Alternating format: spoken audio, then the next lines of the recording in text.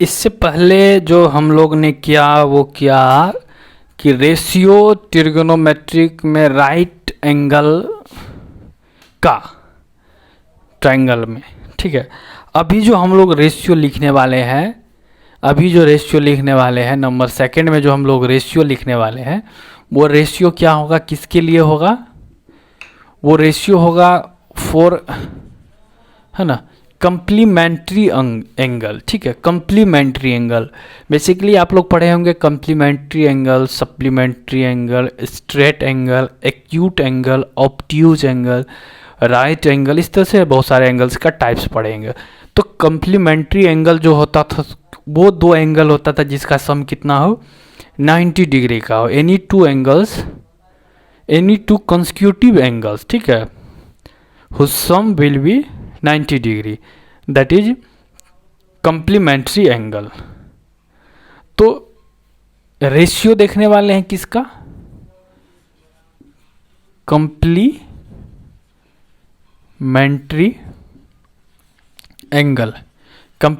Angle, ठीक है। Complementary angle आप इसे सर्कल कर दीजिए, हाईलाइट कर दीजिए, ठीक है। कंप्लीमेंट्री एंगल बता दिया मैं, any two angle whose sum will be 90 degree.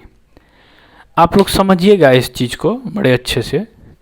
कोई भी दो एंगल है, सपोज ए प्लस बी है, अगर ये कंप्लीमेंट्री है, दो एंगल ए और बी, तो इनका सम कितना होगा, 90 डिग्री का होगा, बिल्कुल। अगर ए और बी कंप्लीमेंट्री है तो उसका सम 90 डिग्री होगा, क्योंकि हम लोग जानते हैं कंप्लीमेंट्री एंगल वो एंगल होता है जिसका सम 90 डिग्री हो, टू एंगल्स। तो अगर हम यहाँ से ए इक्वल लिखे, है ना, एंगल ए इक्वल लिखे, तो 90 डिग्री माइनस एंगल बी लिख सकते हैं, क्योंकि बी उधर जाके माइनस हो जाएगा। इसी तरह से अगर यहाँ पे हम एंगल बी इक्वल लिखे तो 90 डिग्री माइनस एंगल ए हो सकता है। ये बहुत बेसिक बात है, आप लोग को पहले से पता होगा, है ना, लेकिन इसका यूज अभी आप देखिएगा। कंप्लीमेंट्री एंगल के लिए ये कहानी होता है, मतलब कंप्लीमेंट्री एंगल में किसी दूसरे एंगल को निकालने के लिए 90 माइनस पहला एंगल करना पड़ता है। अभी हम लोग एक राइट एंगल ट्रायंगल लेते हैं यहाँ पे, एक राइट एंगल ट्रायंगल लेते हैं यहाँ पे, ये देखिए, है ना, एक राइट एंगल ट्रायंगल यहाँ पे आपका, ये आपका ए बी सी, ये आपका, है ना, ए बी सी, एक राइट एंगल ट्रायंगल। ये एंगल आपका 90 डिग्री का है, राइट एंगल है।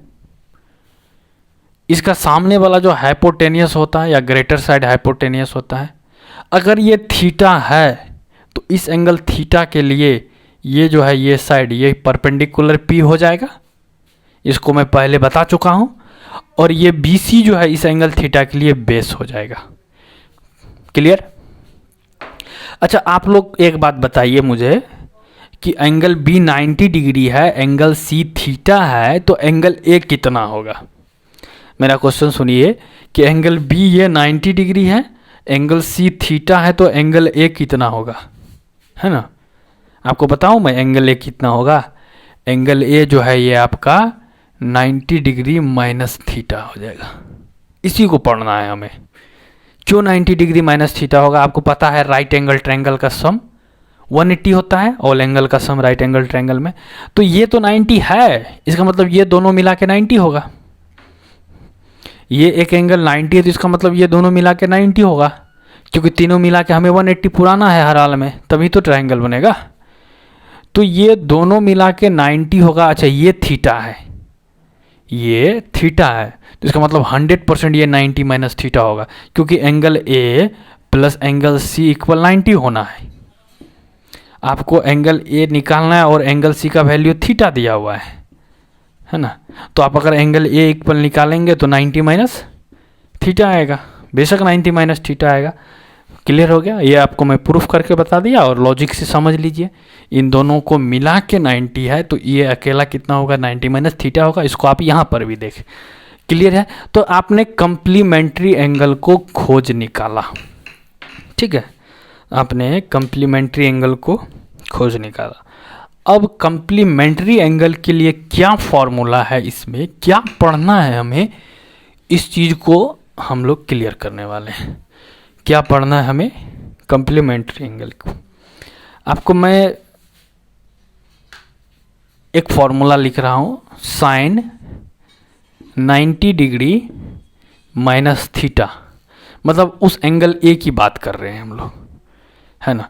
साइन 90 डिग्री माइनस थीटा, तो अगर हम इस एंगल का साइन निकालेंगे तो इस एंगल का पी होगा, और इस एंगल का पी ये सामने वाला साइड हो जाएगा, और एच तो वहीं रहने वाला है, एच कभी बदलता नहीं है। तो मतलब साइन 90 माइनस थीटा के लिए इस एंगल के लिए पी जो है आपका बी सी हो जाएगा। तो बी सी और एच वहीं रहने वाला है, पहले का जो था ए सी। क्लियर है। अब आप देखिए 90 minus theta B C by A C आया, कोई शक? क्लियर है यहां तक? अब आप एंगल थीटा लीजिए, है ना, एंगल थीटा लीजिए। मतलब जब आप एंगल थीटा लेते हैं तो उसमें बी सी और ए सी का रेशियो लिखिए। आप जब एंगल थीटा लेंगे उसके लिए बी सी और ए सी का रेशियो लिखेंगे, तो बी सी देखिए एंगल थीटा के लिए बेस हो जाएगा, क्योंकि इस एंगल थीटा के लिए पी तो ये हो जाएगा, ये तो बेस हो जाएगा सामने वाला साइड। तो अगर आप इसको एंगल थीटा के लिए लिखना चाहेंगे तो आपका यहाँ पे जो बी सी है वो बेस हो जाएगा, और ए सी तो वहीं रहने वाला है। साइन 90 माइनस थीटा इक्वल आप बी सी बाय ए सी लिखेंगे। क्लियर है। B C by A C angle theta के लिए क्या होने वाला है, बी सी बाय ए सी, है ना, एंगल थीटा का कॉस थीटा के इक्वल का वैल्यू है। क्यों कॉस थीटा के इक्वल का वैल्यू है? क्योंकि बी सी बाय ए सी जो है, ये बी सी बाय ए सी जो है, ये बी और एच का रेशियो है एंगल थीटा के लिए, इसलिए ये इसके कॉस थीटा का इक्वल होगा। समझिए इस बात को। तो क्या मैं साइन 90 माइनस थीटा, क्या मैं sine 90 degree minus theta equal cos theta लिख सकता हूं? बिल्कुल लिख सकता हूं, क्योंकि जो साइन 90 माइनस थीटा का रेशियो आया वो कॉस थीटा का रेशियो आया। तो बी सी यहाँ भी है, तो बी सी की जगह पे कॉस थीटा लिख सकते हैं। आपको ये बात क्लियर हो गया, साइन 90 माइनस थीटा इक्वल किस तरह से कॉस थीटा होता है। क्लियर है। एक फॉर्मूला यहाँ पे कंप्लीट। दूसरा फॉर्मूला है कॉस 90 माइनस थीटा। आप cos 90 माइनस थीटा देखिए, मतलब इस एंगल के लिए हमें cos का वैल्यू निकालना है, और इस एंगल के लिए cos का वैल्यू होता है b बाई एच, है ना, b बाई एच होता है, और p लिख दिया मैं, b बाई एच होता है cos का। और इस एंगल के लिए b जो है ए बी हो जाएगा 90 माइनस थीटा के लिए, मतलब आप यहाँ लिखने वाले हैं A B by A C. Clear है। ये बातें हो गई, है ना। लेकिन आप अगर एंगल थीटा के लिए, इस एंगल थीटा के लिए ए बी बाय ए सी का रेशियो देखेंगे तो ये साइन थीटा के इक्वल आता है। ठीक है, ये साइन थीटा के इक्वल आता है। क्यों? क्योंकि एंगल थीटा के लिए ए बी जो है पी है और ए सी जो है एच है, तो पी बाय एच आता है किसके लिए? साइन थीटा के लिए। तो फिर वही वाली बात होगी जो ऊपर था कि यहाँ पे आप ए बी बाय ए सी की जगह पे क्या लिख सकते हैं? साइन थीटा लिख सकते हैं। मतलब दूसरा फॉर्मूला जो निकल के आ गया वो ये आ गया कि कोस 90 डिग्री माइनस थीटा इक्वल क्या होगा? साइन थीटा होगा। आपका ये भी बात प्रूफ हो गया कि कैसे कोस 90 degree minus theta equal sine theta होगा। क्लियर है। अब तीसरी फॉर्मूला जो है वो हम लोग का है ना, वो tan 90 माइनस थीटा को लेके है। tan 90 डिग्री माइनस थीटा को लेके है। tan 90 मतलब इस एंगल के लिए हमें tan लिखना है ना। और tan का फॉर्मूला आपको पता है p बाय बी होता है। तो इस एंगल के लिए अगर हम p लिखें, है ना, इस एंगल के 90 माइनस थीटा के लिए। तो इसके लिए P जो है ये BC हो जाएगा। सबसे पहले मैं लिख दूँ, tan के लिए फॉर्मूला होता है P/B, और 90 माइनस थीटा मतलब इस वाले एंगल के लिए P आपका BC होने वाला है और B जो है आपका AB होने वाला है। क्लियर है? अब इसी को BC/AB रेशियो को हमें देखना है कहाँ पे, थीटा के तरफ से। BC/AB रेशियो को हमें थीटा के तरफ से देखना है। सबसे पहले लिख दीजिए तो BC/AB।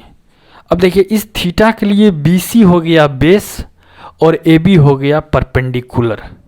ठीक है, BC हो गया बेस और AB हो गया परपेंडिकुलर।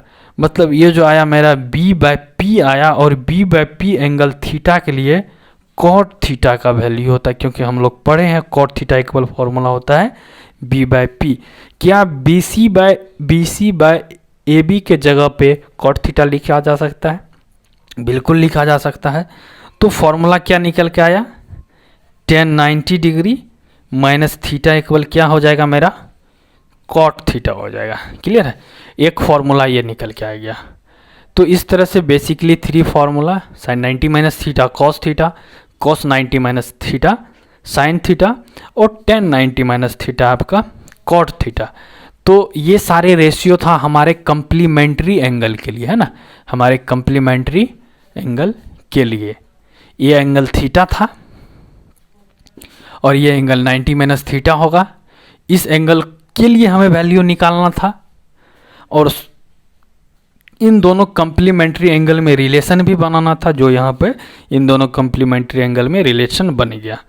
tan का 90 माइनस थीटा कॉट के इक्वल होगा, cos का 90 माइनस थीटा साइन के इक्वल होगा, साइन का 90 माइनस थीटा कॉस थीटा के इक्वल होगा। तो ये पार्ट में इतना ही कॉन्सेप्ट है ना। आगे वाला पार्ट देखते हैं अभी।